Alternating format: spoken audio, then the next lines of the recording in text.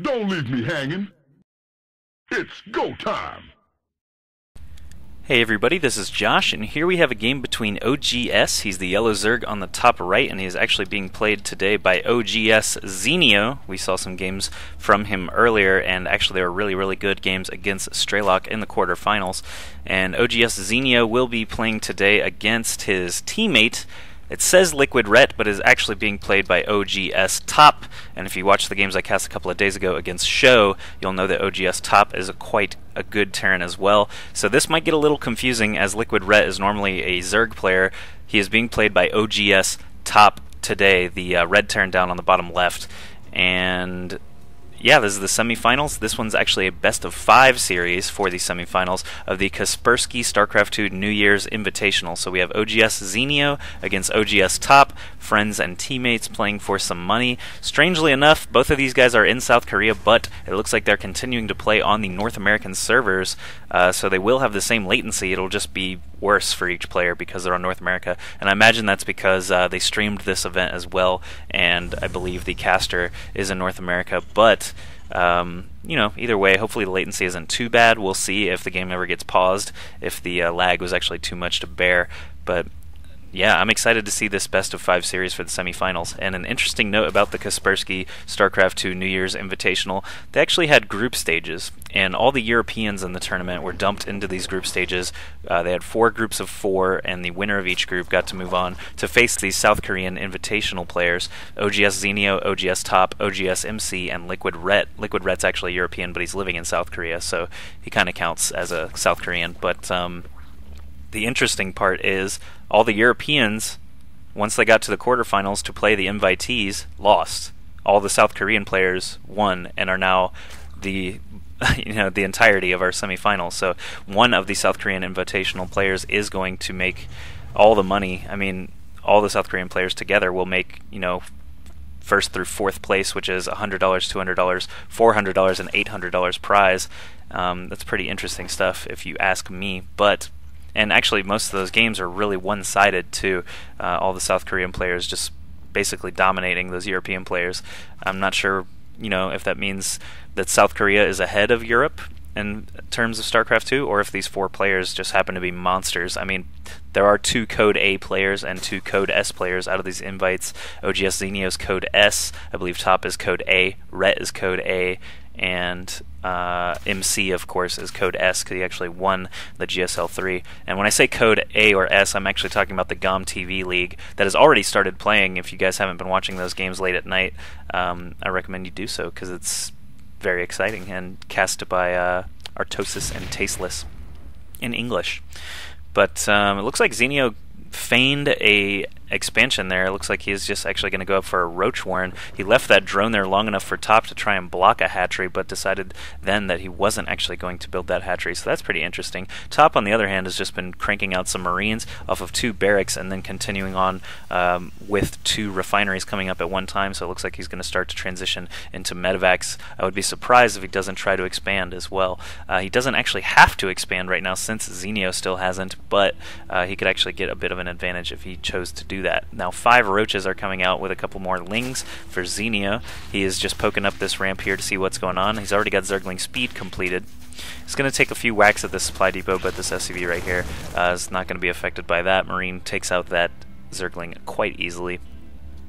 Zenio holding control of this Xel'Naga tower. He's got his first batch of roaches out now and a couple of lings accompanying them. He's sending more lings all the time. He's got 12 coming out right now. Now it looks like he is choosing to expand over here at his natural. He sends the roaches out way early and then has those many speedlings come as reinforcements, so these lings go down just so fast to these Marines, but I'm not sure if 5 roaches are going to be able to take on this huge number of Marines right here. We'll see what happens. Yeah, he loses that first roach very quickly and starts to retreat. Roaches obviously don't have improved speed. He's going to stop along the way and try and kill a couple of Marines, but it looks like ooh, they actually are going down at a pretty steady clip there. These 4 roaches thinning out those numbers there. Zenio's not careful, though. He could lose all of these roaches to the Marines here of Top. And Zenio actually is fortunate that top chooses to back off. There's a little bit of a trouble at his ramp. He's now building 2 factories. I would have expected a factory and then a starport reactor to get some medevacs going, or at least, you know, a tech lab on one of these barracks to get stim pack upgraded. Since he's built nothing but marines up to this point, I would imagine stim pack combat shields would help just immensely, but looks like he is transitioning into some sort of factory build and getting blue flame hellions there to deal with these speedlings. He's going to need some marauders to take out the roaches if he's going to go with blue flame hellions to take out these speedlings. But surprisingly, Zenio able to get us around on all these marines. Look at all this blood right here from lings and marines. Good job by Zenio taking the upper hand there. He's got his hatchery up finally and is also building a baneling nest now. No lair just yet, just sticking with those tier 1 tech options, roach and baneling. Moving across the middle of the map now, looks like I almost said Liquid Red. oGsTOP has his first couple of Hellions out now. It'll be a while before the Infernal Pre-Igniters actually finish. Zenio is sending an Overlord in here to do some scouting, but of course it's going to go down to these many Marines. I'm not sure what Zenio was actually able to see. Let's go ahead and take his vision real quick. Yes, he did see both of these factories with the Tech Lab add-on. Probably saw those Hellions. I'm not positive though. Still no Pre-Igniter done yet, but Zenio going to move into a little bit of a defensive stance, I would imagine. Actually, he's transferring his drones right now. He might want to get a spine crawler up to help repel these Hellions, but maybe the roaches will be enough to do the trick. Still no lair coming in yet, so roach speed still going to be a while before we see that. Ooh, all these drones running back into the main. It looks like one goes down. A lot of lings go down there, but these queens make a really good wall off here, so he only lost 1 drone. Not bad at all. Roaches do pretty good against Hellions, pre-igniter or not. 7 drones being made right now for Zenio, so it looks like he's trying to take a quick worker advantage, or at least catch up. I didn't realize oGsTOP was so far ahead in the harvester count there, and we did see that command center building earlier. It's now turning into an orbital command. He's adding on 2 more barracks. Nope, just that 1 barracks. He floated the other one over. Did get a tech lab up finally, so he's getting stim pack. These Hellions move back in. It looks like the roaches were able to take out one of them, but these Hellions really can't do much to these roaches, so as long as Zenio just makes 1 or 2 more of those, he should be fine. He's actually making another queen right now as well, just to help defend, and still no lair. All these overlords are rallied to a crystal patch, which is kind of funny. I don't normally see that. Look at these overlords trying to mine just big inflated drones. That's what overlords are. Looks like oGsTOP is going to be moving around the top side here, try and get a little bit of a sneaky attack on this drone line. We'll see what ends up happening there. He's sending the other 3 bouncing in and out just to see what he can do. Drones are pulled very, very quickly. 1 goes down. Oh, a big line of drones goes down there. Very, very good for oGsTOP, sacking those 2 Hellions to kill that many drones. Now we see Top is still ahead, but Zenio's now got 2 hatcheries producing drones. There we see 4 in production right now, 5 in production, just trying to keep up on that worker count. 2 more Hellions in position here to do another sneaky attack, but Zenio already chilling here with these 4 roaches, going to be able to get some free hits on these Hellions. Ooh, doesn't manage to kill one yet as they ride by. 4 more drones go down.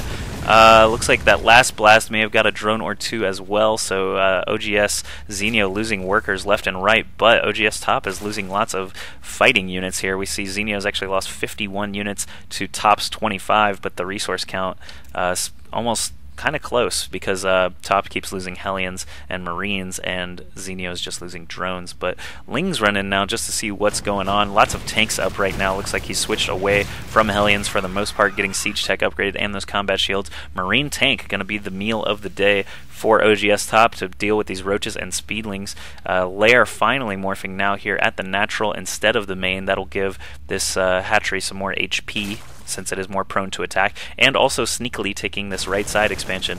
oGsTOP is now moving through the middle of the map. He takes out a quick overlord there and is going to continue on his way all the way up to Zenio's natural. Look at this. He actually supply blocked Zenio there, 74 over whatever that was before it went up. But he was in the red for a second there. Lots of banelings being morphed right now. Zenio's pushed into sort of a defensive stance, needs to get these banelings up to defend against all these siege tanks. Siege is going up at a perfect time here. Zenio skirting the outside, does not want to get blasted, obviously. Scan goes down to try and kill off some creep tumors, good move. Queen's moving into the line of fire from the siege tanks and the Marines, though he is going to lose that first queen relatively quickly. He's got Marines moving up, attacking the lair. Wants to be careful not to move too far in there. He's got to stay in range of his siege tanks and not lose his Marines to the siege fire. All these banelings and queens and roaches moving in now, trying to take out the tanks. We have a little bit of attack at the top as well, but it looks like oGsTOP is going to actually be able to kill off everything Zenio's got there. He's still got a couple of tanks and a few Marines left as well. oGsZenio obviously able to reinforce very quickly, though we see lots of lings being made for the surrounds. He can get on those tanks if he runs in fast enough. Of course, he can draw the fire from the siege tanks to hit these Marines as well, which is always an amusing thing to do as a Zerg player. Some reinforcements arrive for top, though. He blasts right through those lings and is going to continue on into the natural of Zenio. This lair is complete, and it looks like Baneling speed is being researched really quickly. He might be able to get that out in time to save this lair, but I doubt it. Looks like Marine tank is just going to be enough for top to deal with this, unless these Banelings get some really good kills. oGsTOP was spread out pretty well and then decided to sort of clump back up there. I'm not sure why, but Zenio looks like he cannot keep up. He is actually going to GG here before this lair goes down, but good game to both of these players. oGsTOP sort of just huddled up in his base, tried to be aggressive early, didn't really work out for him, and eventually did that switch from Blue Flame Hellions, which managed to snag a lot of drone kills into the siege tanks, and Zenio was just not able to really keep up. So we'll move into Game 2 of this best of 5 series to see what happens next.